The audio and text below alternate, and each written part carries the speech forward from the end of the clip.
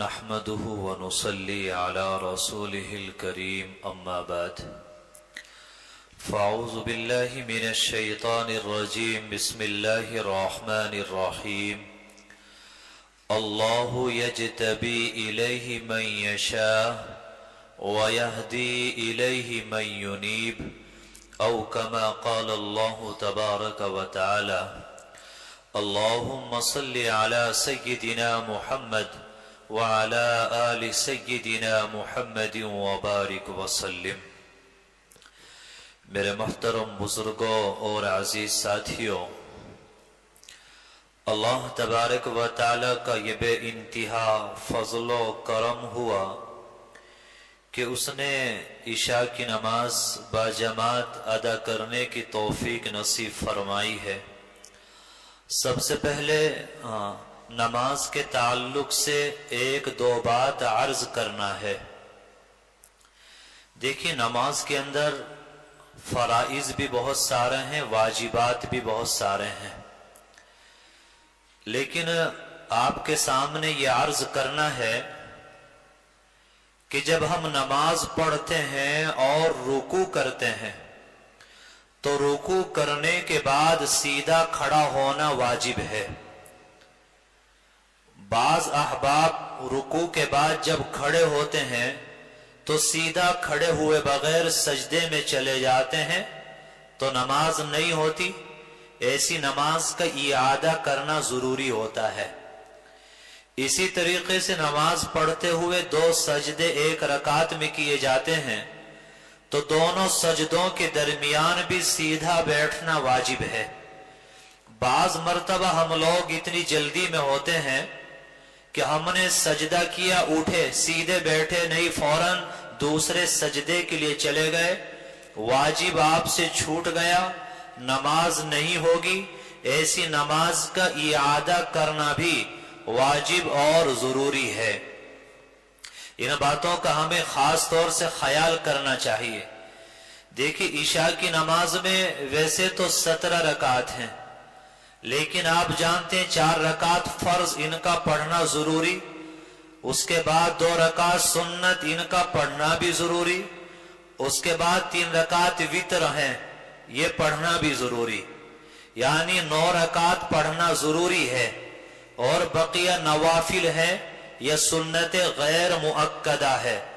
بعض مرتبہ ہم لوگوں کو کوئی تقاضا ہوتا ہے، کہیں جانا ہوتا ہے یا نیند کا غلبہ ہوتا ہے تو ہم 17 رکعت پڑھتے ہیں، لیکن 17 رکعت پڑھنے کے لیے جو 4 رکعت فرض ہیں، 2 رکعت سنت ہیں، 3 رکعت وتر ہے، ہم ان کا بھی بیڑا غرق کر دیتے ہیں۔ اتنی جلدی اور اسپیڈ کے ساتھ پڑھتے ہیں، نہ رکوع کا پتہ ہے، نہ سجدے کا پتہ ہے، اور نہ قرات کا پتہ ہے، نہ قیام کا پتہ ہے۔ میں یہ نہیں کہہ رہا ہوں کہ آپ 9 رکعت پڑھیں 17 نہ پڑھیں، غلط مت سمجھنا۔ جتنا زیادہ کوئی عمل کرے گا اتنا زیادہ اجر اور ثواب پائے گا، لیکن ہمیں جو نماز پڑھنا ہے سکون وقار کے ساتھ پڑھیں، اطمینان کے ساتھ پڑھیں، خشوع اور خضوع کے ساتھ پڑھیں۔ اگر تقاضا ہے، جانا ہے، زیادہ وقت آپ کے پاس نہیں ہے، آپ 17 رکعت نہیں پڑھ سکتے، 9 رکعت پڑھ لیں، لیکن اطمینان، خشوع اور خضوع، چین اور سکون کے ساتھ پڑھیں۔ دیکھیے، دنیا کی کوئی بھی چیز ہو وہ مشقت کے بغیر نہیں ملتی، تو اللہ کا عشق اور محبت یہ بھی انسان کو مشقت کے بغیر ہرگز نہیں مل سکتا۔ ایک واقعہ لکھا ہے کہ ایک شخص کے ذمے بہت سارا قرضہ ہو گیا، وہ بڑا پریشان تھا۔ کسی نے اس کو بتایا کہ یہاں سے 1000 میل کی دوری پر ایک بستی ہے، وہاں ایک سخی آدمی رہتا ہے، تم وہاں جاؤ، اپنی پریشانی اس کے سامنے بیان کرو، وہ تمہیں اتنا دے گا کہ تمہارا قرضہ ادا ہو جائے گا۔ اس آدمی نے سفر کیا، 1000 میل کا سفر کیا۔ 1000 میل کا سفر کرنے کے بعد جب اس بستی کے اندر پہنچا، شروع میں قبرستان آیا، دیکھا کچھ لوگ جمع ہیں اور کسی کو دفنا رہے ہیں۔ تحقیق کی تو پتہ چلا کہ جس سخی سے یہ ملنے کے لیے آیا تھا یہ اسی کا جنازہ ہے اور اسی کو دفنایا جا رہا ہے۔ اب 1000 میل کا سفر کیا، پسینہ بہایا، تکالیف اٹھائی، پریشانیوں کا سامنا کیا، اور جس کے لیے آیا تھا وہ دنیا سے چلا گیا، تو اس کو تو اپنی ساری کائنات ڈوبتی ہوئی نظر آئی، اس کی نبض رک گئی، اور مغرب کی نماز پڑھنے کے بعد یہ اتنا رویا کہ روتا روتا تھک گیا، اور تھکنے کی وجہ سے اس کی آنکھ لگ گئی۔ جب آنکھ لگ جاتی ہے تو خواب میں اللہ تعالیٰ کا دیدار ہوتا ہے۔ اللہ تعالیٰ خواب میں فرماتے ہیں کہ میرے بندے، تمہارے گھر میں جو تمہاری 4 کوٹھڑیاں ہیں، اس میں سے فلاں کوٹھڑی کے اندر تمہارے دادا کی ایک امانت دبی ہوئی ہے، اس کو نکال لو، قرض بھی ادا ہو جائے گا، مکان بھی بن جائے گا۔ تو یہ آدمی خواب ہی میں اللہ سے کہنے لگا، اے اللہ، جب یہ خزانہ میرے گھر کے اندر دفن تھا تو مجھے 1000 میل کیوں بھگایا، کیوں دوڑایا، مجھے کیوں تھکایا؟ مجھے وہی بتا دیا جاتا تو اچھا ہوتا۔ اللہ تعالیٰ نے جواب دیا، خواب ہی میں کہا، اے میرے بندے، ہم مشقت کے بعد نعمت دیتے ہیں تاکہ اس نعمت کی قدر معلوم ہو جائے۔ تو جب دنیا مشقت کے بغیر نہیں ملتی تو اللہ کی محبت، اللہ کا عشق، یہ انسان کو مشقت کے بغیر کیسے مل سکتا ہے؟ آج ہم لوگ دین کے کام کرتے ہیں، اللہ والوں کے پاس جاتے ہیں، مجالس میں جاتے ہیں، علماء کے بیانات اور تقریریں سنتے ہیں، لیکن آج تک اللہ والے نہ بن سکے، کیونکہ اللہ کی محبت میں گناہ سے بچنے کی جو مشقت اور تکلیف ہوتی ہے، ہم اس مشقت اور تکلیف کو اٹھانے کے لیے تیار نہیں ہیں۔ مثال کے طور پر نظر کے بچانے میں، دل کے بچانے میں، زبان کے بچانے میں، کانوں کے گانا سننے سے بچانے میں جو مشقت اور تکلیف ہوتی ہے، ہم اس کو اٹھانے کے لیے تیار نہیں ہیں۔ آپ بتائیے کیسے انسان کو اللہ کی محبت مل جائے گی؟ بخاری شریف کی روایت ہے، پیغمبر علیہ السلام نے فرمایا کہ آنکھ کا زنا وہ دیکھنا ہے، یہ بد نظری کرنا یہ آنکھوں کا زنا ہے۔ انسان کسی کی ماں، بہن یا بیٹی کو دیکھتا ہے، چاہے ہاسپٹل ہو، بازار ہو، ایئرپورٹ ہو، ریلوے اسٹیشن ہو، جب وہ کسی کو دیکھ رہا ہوتا ہے تو یہ آنکھوں کا زنا ہو رہا ہوتا ہے۔ میرے بھائیوں، اللہ کے اس گھر میں قسم کھا کے کہتا ہوں کہ وہ لوگ جتنے بھی نظر بازی کرنے والے ہیں، عشق بازی کرنے والے ہیں، ناجائز محبتوں میں مبتلا رہنے والے ہیں، یہ جتنے بھی بازیاں کرنے والے ہیں، آج تک کسی کو چین اور سکون کی حالت میں نہیں پایا۔ جب انسان گناہ کرتا ہے، اللہ کی نافرمانی کرتا ہے، تو وہ کٹی ہوئی پتنگ کی طرح ہو جاتا ہے۔ جب انسان گناہ میں مبتلا ہوتا ہے، اللہ کی نافرمانی میں مبتلا ہوتا ہے، تو اس کے چہرے سے معلوم ہو جاتا ہے کہ یہ ظالم اپنے اللہ سے کٹا ہوا ہے۔ جیسے جب پتنگ کٹ جاتی ہے تو پتنگ کی رفتار بتا دیتی ہے کہ یہ اڑانے والے کے ہاتھ سے کٹ چکی ہے، اب دنیا والے اس کو لوٹنے کے لیے دوڑتے ہیں۔ اسی طرح جب بندہ اللہ سے کٹ جاتا ہے، اللہ سے تعلق ختم کر لیتا ہے اور گناہوں میں مبتلا ہو جاتا ہے، تو یہ کٹی ہوئی پتنگ کی طرح ہو جاتا ہے، کوئی قرار اور اطمینان نہیں ہوتا۔ اللہ کی طرف سے بے چینی اور پریشانیاں، حالات اور مصیبتیں وہ موسلادھار بارش کی طرح اس کے دل پر برس رہی ہوتی ہیں اور اس کو احساس نہیں ہوتا۔ آج انسان کہتا ہے نہ جانے ٹینشن سے رہتی ہے، رات کو نیند نہیں آتی، پریشانی ہے، گھر والے بھی پریشان ہیں، شاید کسی نے جادو کرا دیا، ارے اللہ کی نافرمانیاں ہیں، گناہ پر گناہ ہیں، غیبتیں ہیں، چغلیاں ہیں، موبائل کا غلط استعمال ہے، ادھر ادھر کی باتیں ہیں، ادھر کی ادھر لگانا ہے۔ آپ بتائیے اس سے بڑا جادو اور کیا ہو سکتا ہے؟ کیونکہ دل پر تو اللہ کا عذاب اتر رہا ہے، تو کہاں سے چین اور سکون مل سکتا ہے؟ پیغمبر علیہ السلام نے فرمایا کہ تمہارا سب سے بڑا دشمن وہ تمہارے اندر ہے، فرمایا کہ وہ تمہارا نفس ہے. جب انسان گناہ کرتا ہے تو نفس طاقتور ہوتا ہے. جب انسان اللہ کو یاد کرتا ہے، اللہ کا ذکر کرتا ہے تو نفس کمزور ہوتا ہے اور انسان کی روح طاقتور ہو جاتی ہے. میرے بھائیوں، ہم کہاں ہم نے گناہ کر کر کے، اللہ کی نافرمانی کر کے اپنے نفس کو موٹا کیا ہوا ہے، اور یہ ہمارا نفس اتنا طاقتور ہو چکا ہے کہ یہ ہمارے قابو سے باہر نکل چکا ہے. ہم پریشانی کے عالم میں زندگی گزار رہے ہیں. یہاں مجمع میں نہ جانے کتنے نوجوان ایسے ہوں گے جو گناہوں کی دلدل میں دھسے تھے، لیکن اللہ کے سامنے آنسو بہائے، پکی سچی توبہ کی. آج ان کے سر پر آپ قرآن رکھ دیں اور قرآن رکھ کر پوچھ لیں کہ بتائیے تمہاری پہلی زندگی بہتر تھی یا آج کی تمہاری زندگی بہتر ہے؟ میرے بھائیوں، اللہ کے اس گھر میں قرآن سر پہ رکھ کر وہ آپ کو بتا سکتے ہیں کہ پہلے جہنم کی زندگی جی رہے تھے، اب تو ہم جنت کی زندگی میں آ گئے ہیں. انسان گناہ کرتا ہے، ناجائز محبتوں میں لگتا ہے، حسین اور حسیناؤں کو دلوں میں بساتا ہے، یا موبائل پر بدماشیاں کرنے کا دل دادا ہوتا ہے، گانے سننے کا، ناٹک دیکھنے کا شوقین ہو جاتا ہے، تو اس کی زندگی پریشانی کے عالم میں گزرتی ہے اور اس کا دل بے چین اور بے قرار رہتا ہے. آج اللہ کی بے شمار نعمتیں ہمارے اوپر ہیں، لیکن چین سکون کیوں نہیں؟ ہمارا چین اور سکون کہاں چلا گیا؟ اس کو کس کی نظر لگ گئی؟ اس کو میرے بھائیوں گناہوں نے ختم کر دیا. جب انسان گناہ کرتا ہے تو یاد رہے کہ گنہگار انسان کے لیے دو جہنم ہیں. ایک جہنم تو آخرت کی جہنم ہے، اور دوسری جہنم کہ اللہ تعالیٰ دنیا ہی میں اس کی زندگی کو جہنم بنا دیتے ہیں.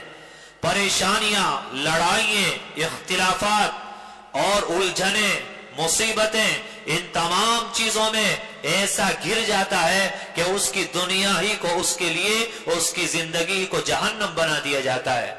اور جب انسان نیک اعمال کرتا ہے، اللہ کی رضا کی فکر میں رہتا ہے، تو اس کے لیے بھی دو جنت ہے. ایک جنت تو آخرت کی جنت ہے، اور دوسری جنت کیا ہے؟ اللہ تبارک و تعالی اس بندے کے دل کے اندر اپنی معیت کا استحضار اور اپنے قرب کی اور اپنی محبت کی لذت اللہ اس بندے کے دل کے اندر پیدا فرما دیتے ہیں. میرے بھائیوں، مجنو لیلا پہ مر گیا. اللہ تعالیٰ تو خالق لیلائے کائنات ہے. اللہ تعالیٰ نے تمام مخلوقات کو بنایا ہے. جب انسان اپنا دل اللہ کو دے دیتا ہے تو ساری دنیا کی لیلا، جنت کی ساری حوریں اور دنیا کے چین اور سکون کا وٹامن اس کو مل جاتا ہے، اور راحت بھری اطمینان والی زندگی اللہ تعالیٰ اس کو میسر کرا دیتے ہیں. مجنو لیلا پہ مرا، پاگل ہو گیا، کیونکہ جس پر وہ مرا وہ خود بے سہارا تھی. اللہ والے پاگل بھی نہیں ہوتے، کیونکہ اللہ پہ مرتے ہیں تو اللہ تعالیٰ ان کو سہارا بھی دیتے ہیں.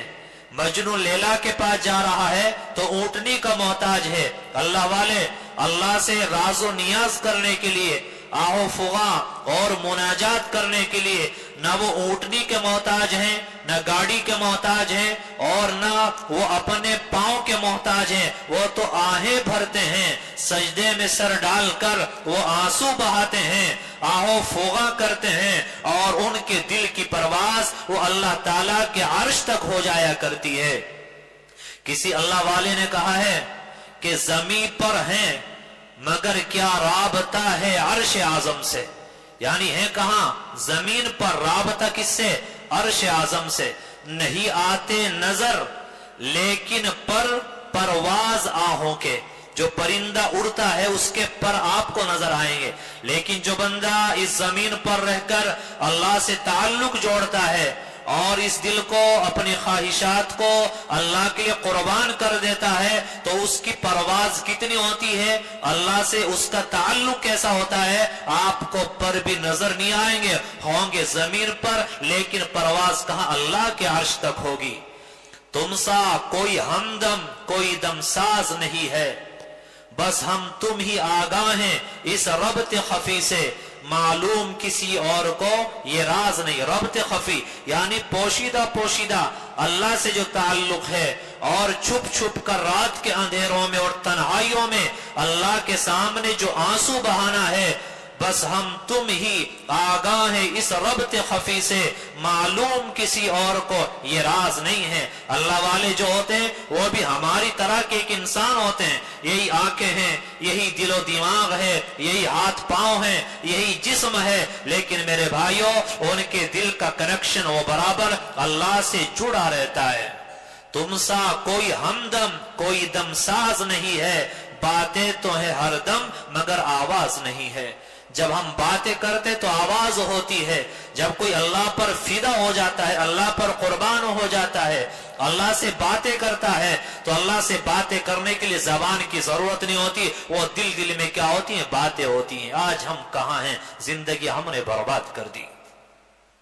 तो अल्लाह ताला जो नेक अमाल करता है उसको ये दो जन्नतें आता फरमाता है, एक आखिरत की जन्नत है और दूसरे ये अपना कुर्ब, अपनी मोहब्बत और मईयत का इस्तिहजार है जो अल्लाह ताला उस बंदे को आता फरमा देते हैं।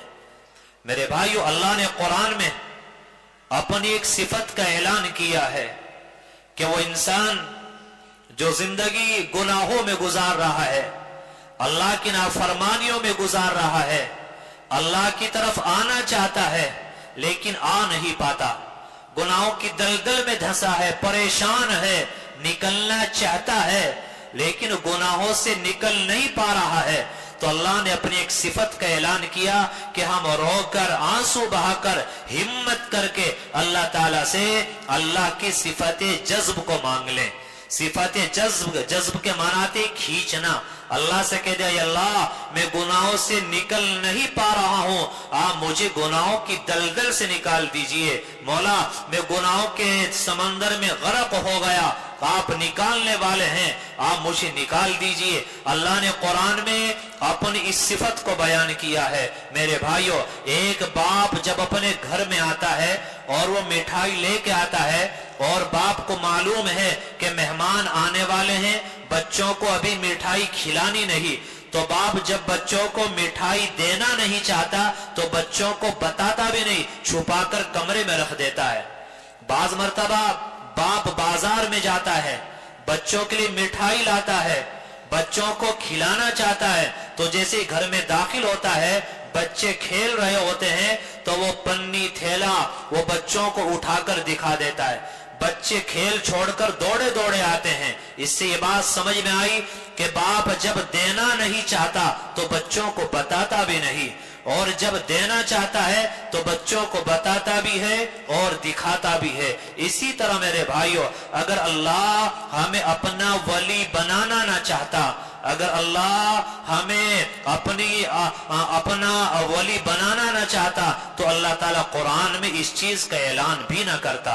अल्लाह ने ऐलान किया, हमें बताया, इसका मतलब ये कि अल्लाह ताला हमें अपना बनाना चाहता है। जब अल्लाह किसी को अपना बनाना चाहता है तो नफ्स और शैतान की गुलामी से उसको छुड़ा देता है।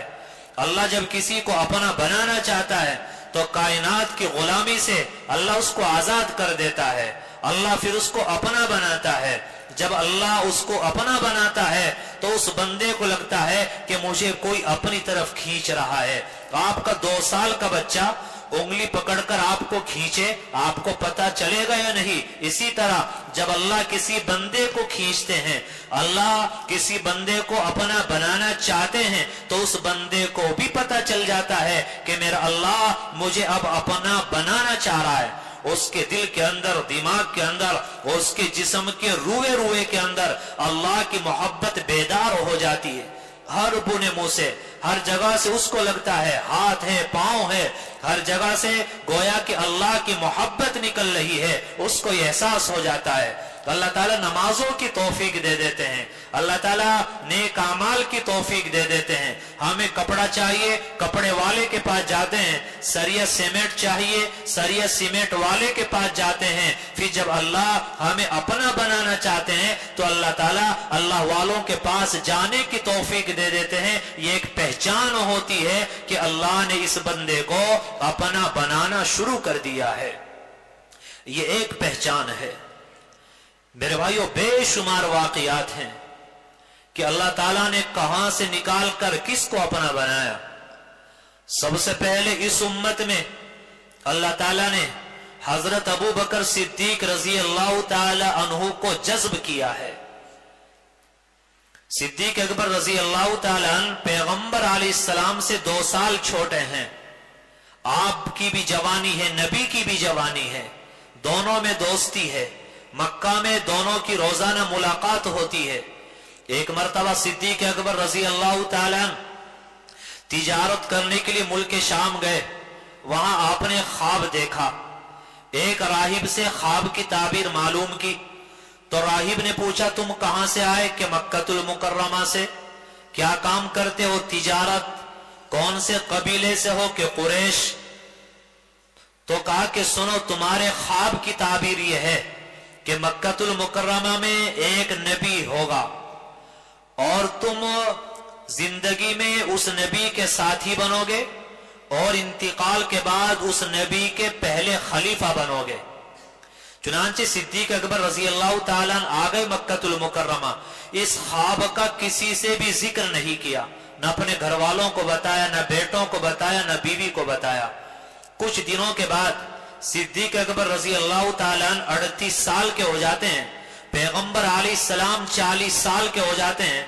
اللہ تعالیٰ نے غار حرا میں پیغمبر علیہ السلام کو نبوت عطا فرمائی۔ سب سے پہلے وہی نازل ہوئی، اقرا بسم ربک الذی خلق۔ ابھی پورا قرآن نازل نہیں ہوا۔ چنانچہ پیغمبر علیہ السلام نے صدیق اکبر کو بتایا کہ اللہ تعالیٰ نے مجھے اپنا رسول اور نبی بنایا ہے۔ چونکہ دوستی تھی، بے تکلفی تھی، پوچھا کہ اس پر دلیل کیا ہے؟ تو پیغمبر علیہ السلام نے فرمایا کہ ابو بکر، اس پر دلیل وہ خواب ہے جو خواب تم نے ملک شام میں دیکھا تھا۔ صدیق اکبر سمجھ گئے میں نے تو کسی سے آج تک ذکر نہیں کیا، ان کو کیسے پتا چلا؟ معلوم وحی کے ذریعے پتا چلا، اور وہی نبی پر آتی ہے، معلوم ہے نبی ہیں، فوراً اسلام قبول کیا، زندگی پر ساتھی رہے۔ پیغمبر علیہ السلام کے بعد آپ کے خلیفہ اول بنے اور انتقال کے بعد نبی علیہ السلام کے برابر میں ان کو دفنایا گیا۔ علماء نے لکھا ہے کہ انسان کو اسی جگہ دفنایا جاتا ہے جہاں کی مٹی سے اس کو بنایا جاتا ہے، پیدا کیا جاتا ہے۔ تو معلوم ہوا جہاں حضور اکرم صلی اللہ علیہ وسلم کی قبر ہے اسی کے برابر میں صدیق اکبر رضی اللہ تعالی عنہ کی قبر ہے۔ تو معلوم ہوا آپ کو بنانے کے لیے مٹی کہاں سے لی گئی؟ نبی علیہ السلام کی مٹی سے قریب جو مٹی تھی آپ کو بنانے کے لیے وہ لی گئی۔ تو اللہ تعالیٰ نے دیکھیں کہاں سے لا کر کیا بنا دیا، نبی کا ساتھی بنا دیا، اور انتقال کے بعد خلیفہ اول بنا دیا۔ جب پیغمبر کا انتقال ہو گیا اور جب ان کا انتقال ہوا تو ٹھکانہ کہاں، نبی کے برابر میں بنا دیا۔ تو یہ اللہ تعالیٰ کی شان جذب ہے۔ اللہ تعالیٰ جب کسی کو بنانا چاہتے ہیں اللہ ایسے بنا لیتے ہیں۔ لیکن میرے بھائیوں، دل کی جو ناجائز خواہشات ہیں ان پر تو آرے چلانے پڑیں گے۔ ہم نے لیا ہے درد دل کھو کے بہار زندگی، یعنی دل کی بہار تو کیا ہے؟ موبائل کا غلط استعمال، جھوٹ بولنا، غیبت کرنا، دوسروں کو بدنام کرنا، تبصرے کرنا، الٹے سیدھے کام کرنا۔ دل تو لگتا ہے کہ اس سے خوش ہو جائے گا، تو کہہ رہے کہ ہم نے لیا ہے درد دل کھو کے بہار زندگی، ایک گلے تر کے واسطے سارا چمن لٹا دیا۔ یعنی ایک اللہ کو اگر پانا ہے تو اس چمن کو آگ لگانا پڑے گی۔ ناجائز خواہشات، ناجائز آرزوؤں کو میرے بھائیو دل سے نکالنا پڑے گا اور مٹانا پڑے گا، گناہوں کو چھوڑنا پڑے گا۔ جب تک انسان گناہ نہیں چھوڑے گا تب تک وہ ایک قدم اللہ کی طرف نہیں چل سکتا۔ ایک قصہ سنا کر گفتگو ختم کرتا ہوں۔ ایک تابعی ہیں جن کا نام ہے زاجان۔ इनके बारे में आता है कि अल्लाह ताला ने इनको बड़ी खूबसूरत आवाज अता फरमाई थी और लकड़ी की बांसुरी ये बजाते थे, गाना गाते थे। जब ये गाना गाते तो लोगों का मजमा जमा हो जाता। एक मर्तबा आवाज अच्छी थी, बांसुरी बजाकर गाना गा रहे थे, चारों तरफ लोगों का मजमा था, लोग वाह वाह, शाबाश, मरहबा मरहबा नारे लगा रहे थे, जैसे आदत होती है ताली बजाना, शोर करने की। तो वहां से सहाबी रसूल हजरत अब्दुल्ला इब्न अब्बास रजी अल्लाह ताला अन्हु गुजरे।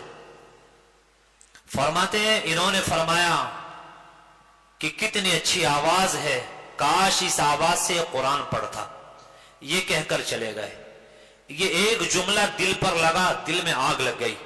लोगों से पूछा, अरे ये जाने वाला कौन था, ये बोलने वाला कौन था, ये क्या कह के गया? किसी ने बताया कि सहाबी रसूल हैं। कि क्या कहा?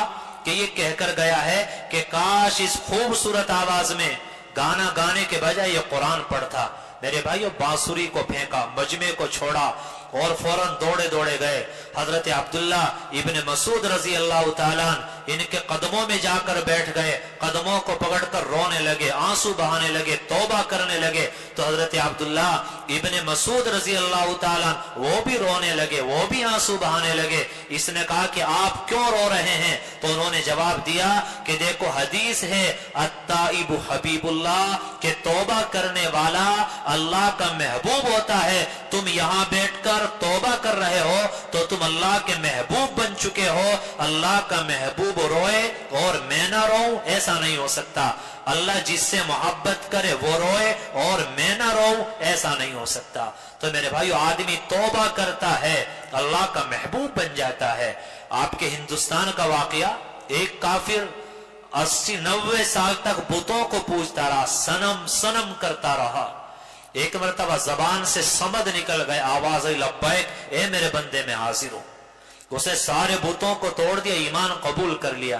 अरे 90 साल तक बुतों को पूजने वाला अल्लाह तो उसको भी महरूम नहीं कर रहा है, अल्लाह उसको ईमान की दौलत से नवाज रहा है। मेरे भाइयों, जब अल्लाह ताला किसी को जज्ब करते हैं, जब अल्लाह किसी को अपना बनाना चाहते हैं, तो 80-90 साल का काफिर सिर्फ वली नहीं बनता, बल्कि फख्र औलिया बन जाता है। कि अल्लाह के जो वली है वो भी उस पर क्या है, फख्र करते हैं, अल्लाह ये मकाम दे देता है। मेरे भाइयों, ये तरक्की हमें क्यों नहीं मिल रही है? 15-20 साल, 20-20 साल हो गए, 40-40 साल हो गए, सजदे कर रहे हैं, नेक अमाल की भी अल्लाह तौफीक दे रहा है, लेकिन हम आगे क्यों नहीं बढ़ रहे हैं? तरक्की क्यों नहीं? दिल में अल्लाह का इश्क क्यों नहीं? अल्लाह की मोहब्बत क्यों नहीं?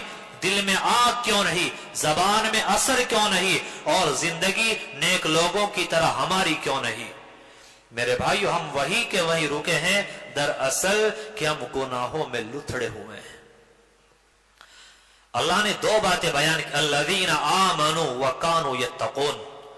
जन्नत में कौन जाएंगे? जो ईमान लाए, तकवा इख्तियार करें। तो अल्हम्दुलिल्लाह, ईमान तो हमारे पास है, मोमिन तो हम हैं। एक चीज बाकी है कि तकवा पैदा कर लें। लोग समझते हैं कि तकवा ये तो कोई बड़ी मुश्किल और भारी चीज है।